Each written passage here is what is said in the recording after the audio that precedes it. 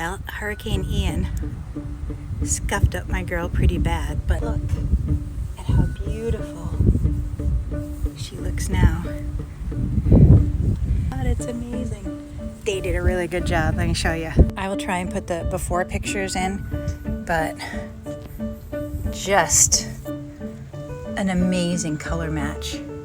So good. I was doing one of those economies of scale things where I said, since you guys are here, can you fix my damage from the guys throwing the net at our boats that happened a couple months ago? And they said, of course. So here it is. It's kind of hard to see because basically you're looking at something that isn't there, but there were big gouge marks right there. There's still one little scuff mark left, and I said, that's fine, don't worry about that. But the gouges that went all the way down into the fiberglass, gone. Here's what it looks like from the inside. The impact was there.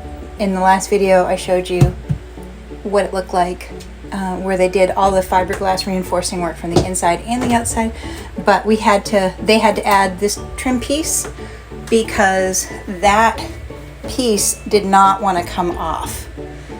So what we decided to do was add a trim piece in there, and then the curtains will go back right here.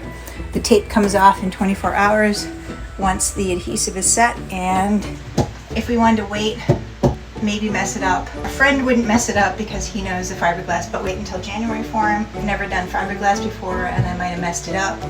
You have to balance. Do you want to sail or do you want to repair? And we want to sail. We pillaged the sailing kitty. We're both happy. We're both like, that was the right decision. I'm glad we did it. What are our next steps? The cleaning. Everything back on board that needs to go on board. We have a sea trial where we get to test out everything that was replaced and make sure it's all working properly. So